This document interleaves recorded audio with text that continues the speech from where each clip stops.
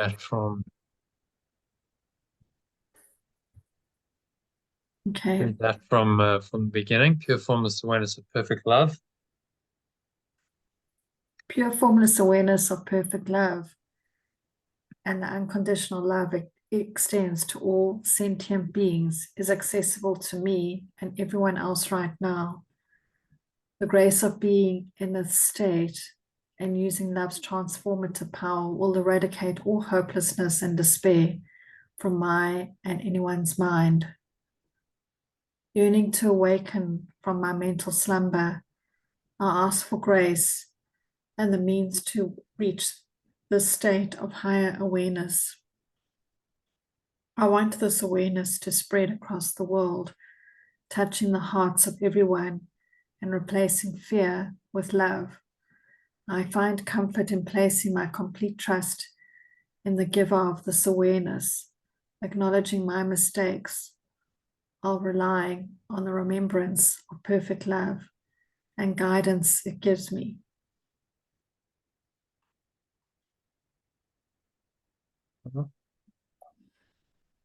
So I offer prayer where I claim the grace given to me, recognizing my unity with pure formless awareness of perfect love, its source.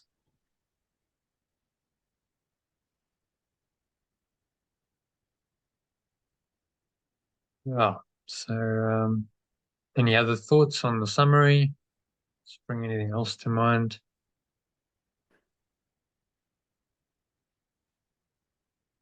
No, I think it's clear. It's eradicates any hopelessness or despair. It offers its power and love, and it's there for us to accept and have, and it's always there for us. Mm. And when we embrace it, take the steps as a final step, and then we will win. Mm. And it brings comfort knowing having Mm. knowing this and accepting it. Oh, And that's to spread it across the world. Yeah, I think that's mm. touching others. Yeah. So just by holding this, because practically speaking, how are you going to spread it across the world unless you do, global marketing campaign? But that's not what he means. He's talking about it goes into the quantum field, and it starts changing minds through this mechanism of communication that's intangible. Whereas we're all connected on the mind level.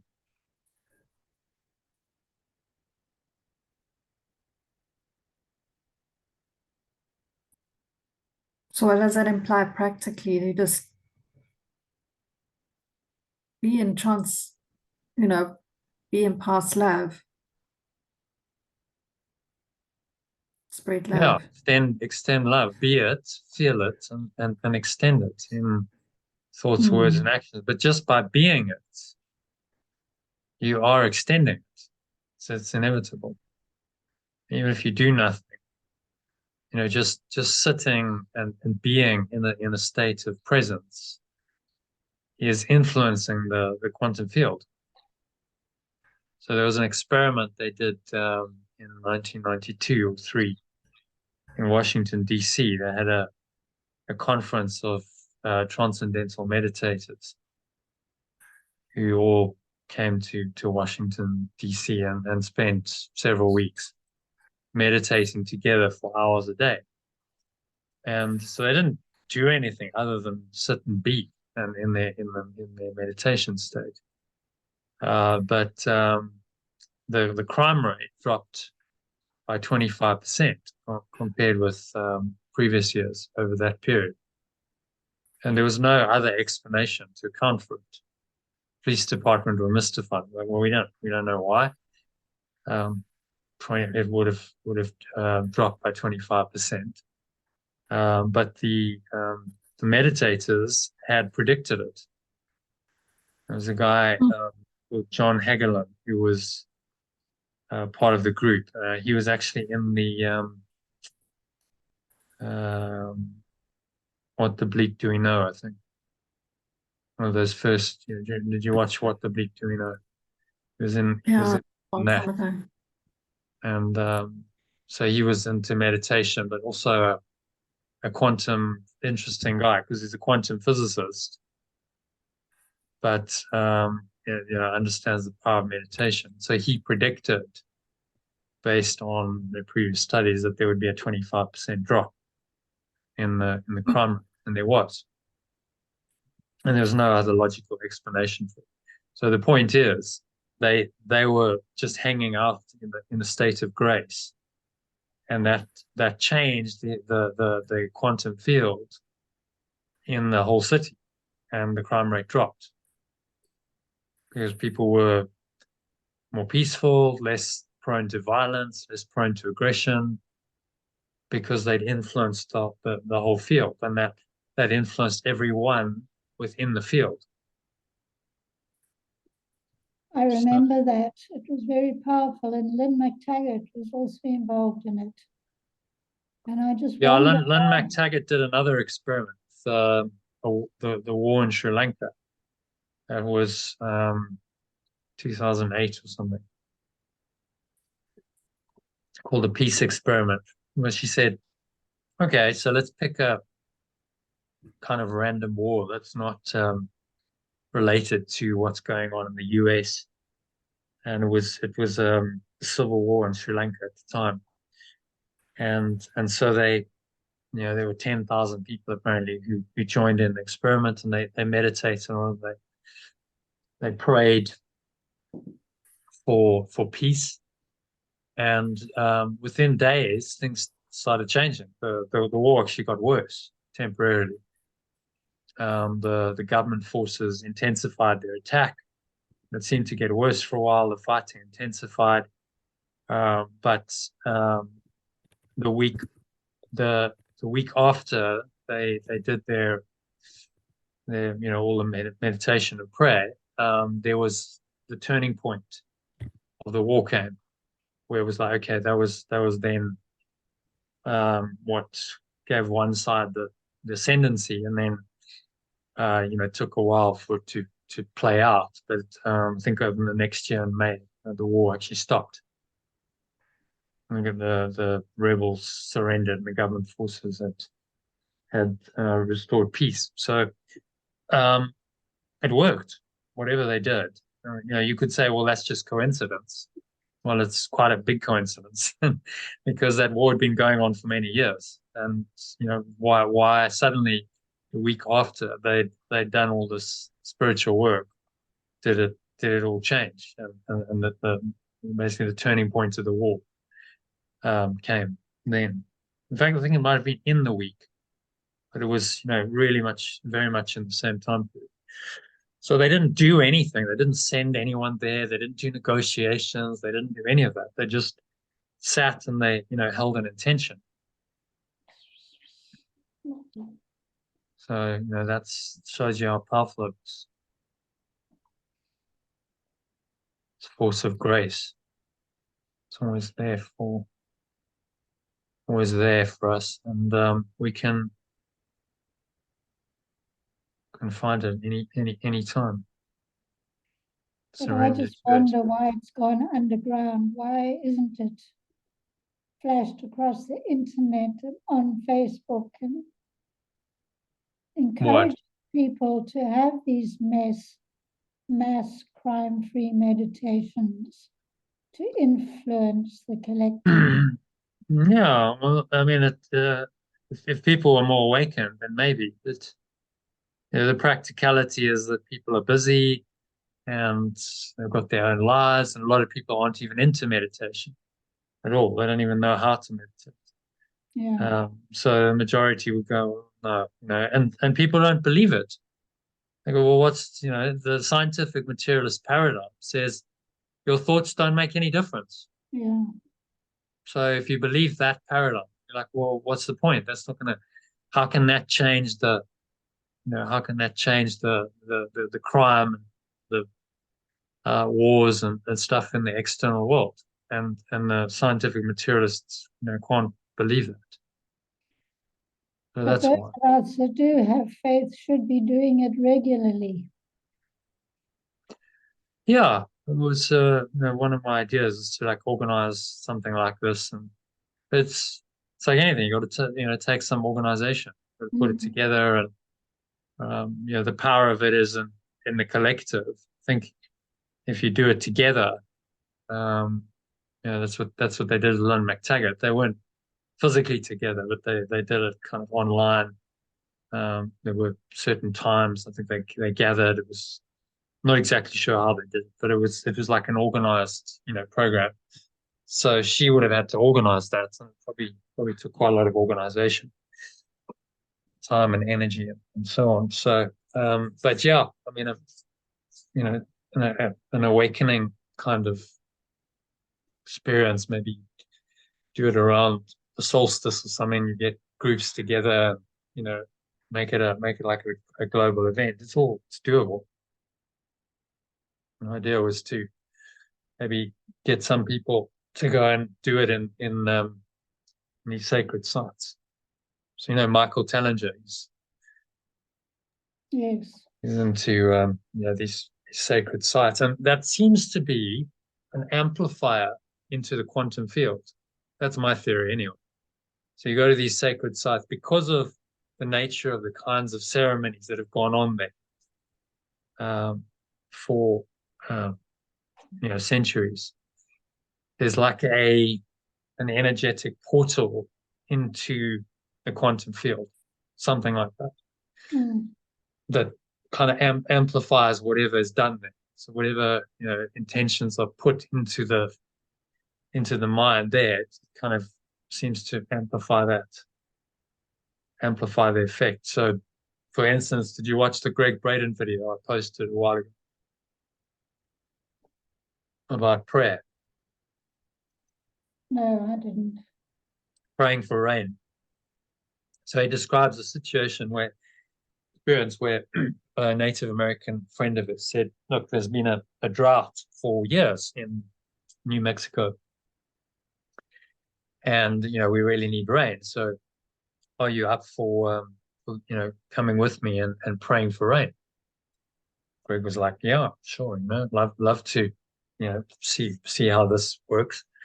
So they hiked for hours into the wilderness, and they found this sacred site for the Native American people, which was a stone circle, and they'd done various ceremonies there for years, hundreds, if not thousands of years. And so his friend gets into the circle, stands for a couple of minutes, and doesn't say anything.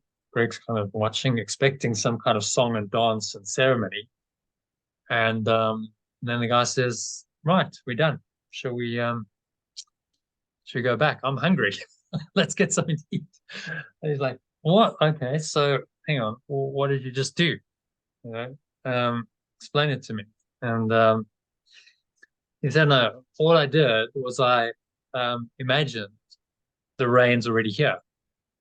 So he went into the stone circle and imagined very vividly the smell of the rain, the feel of the rain on his skin, feeling of mud in his feet, his barefoot, and really, got into the experience. So that was an experiential prayer, like saying it's already here. This experience is already here, and he knew from his his knowledge of his own tradition that this sacred circle was very powerful. That's why they had to hike to do it, because in that sort of quantum amplifier, it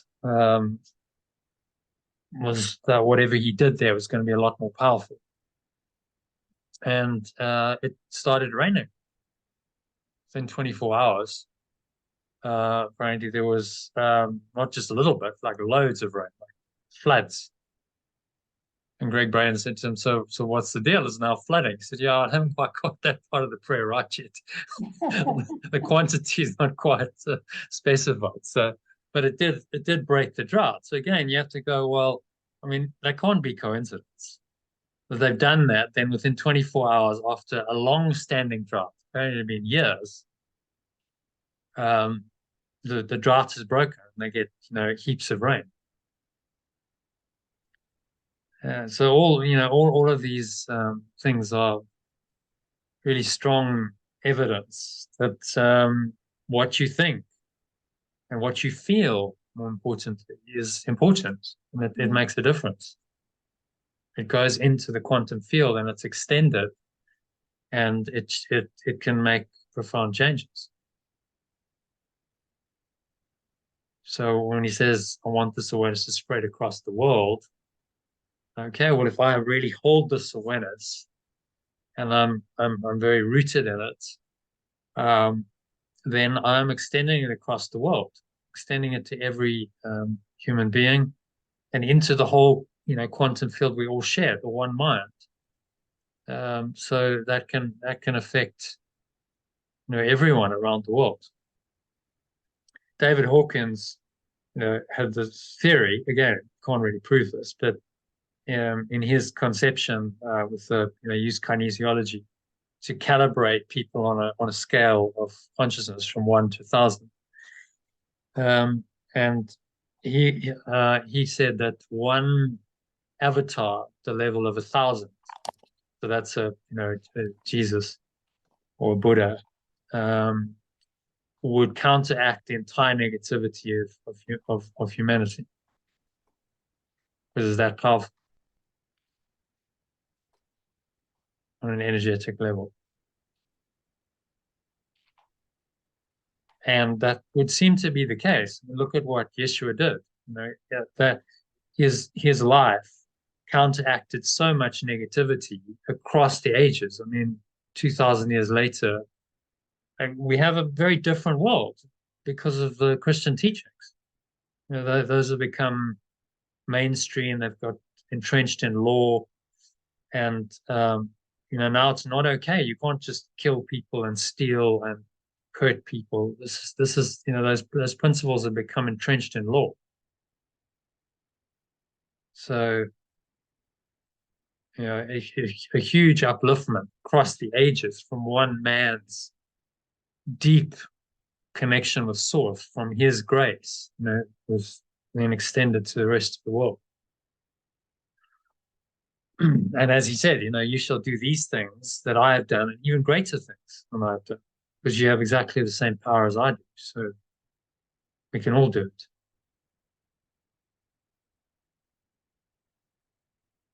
So imagine, 1,000 Jesuses.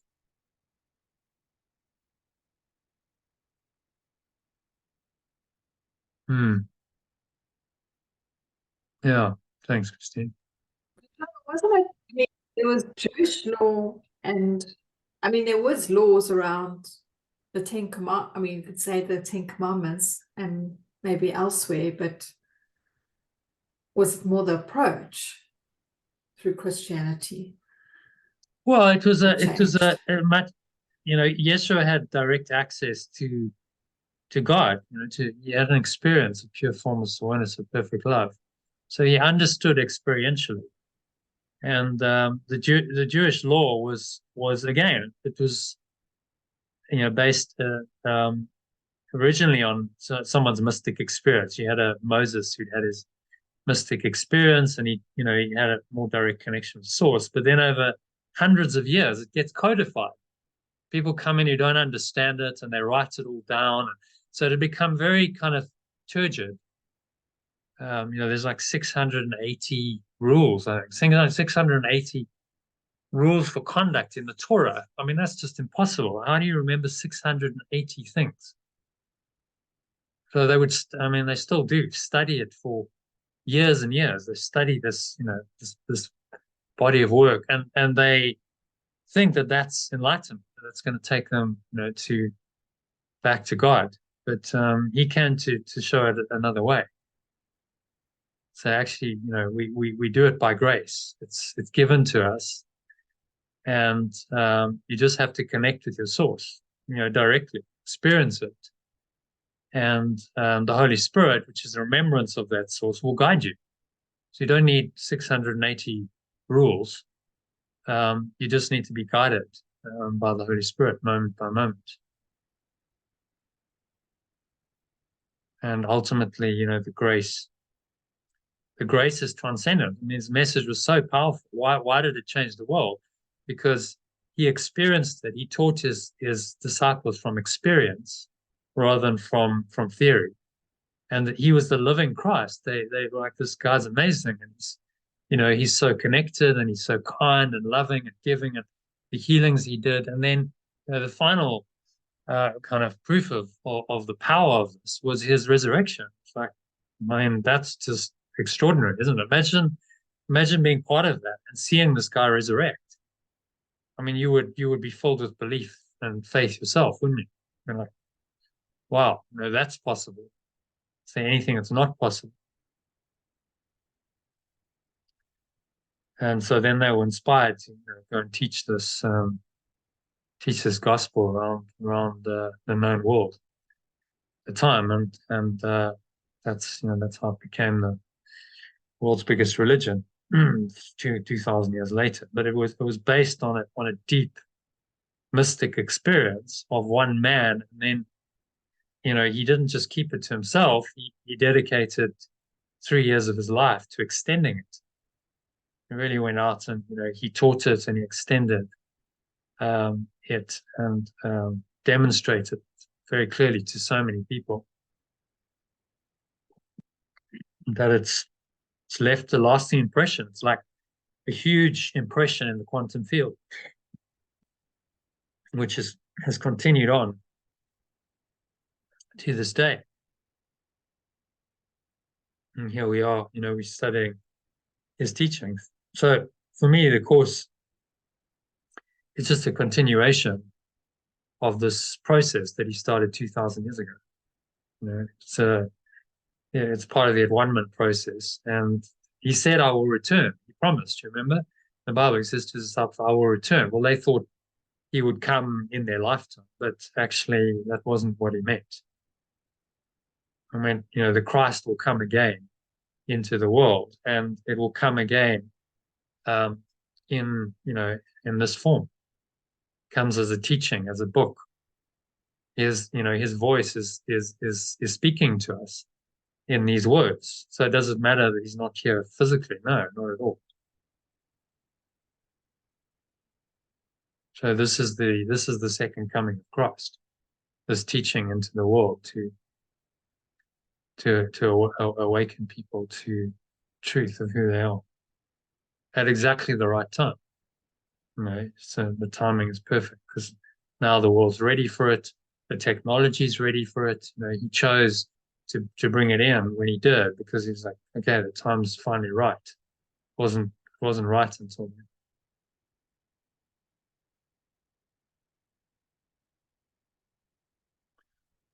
Okay. So any other thoughts on this? Maybe just someone read the key message. Christine or Elaine, if you can read that. Just a very short, sweet summary of it. So pure formless awareness of perfect love is accessible to anyone and can eradicate all hopelessness and fear. And despair. I ask for me and everyone to awaken from our spiritual slumber to this awareness, replacing fear with perfect love and trusting its grace to guide me truly.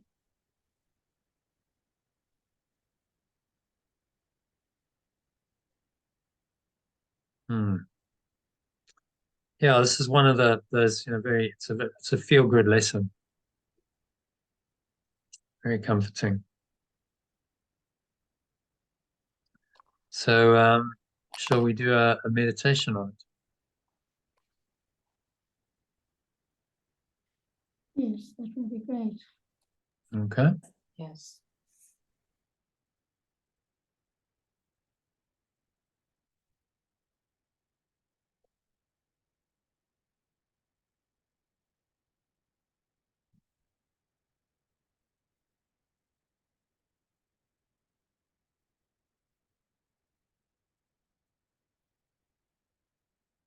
Unmute.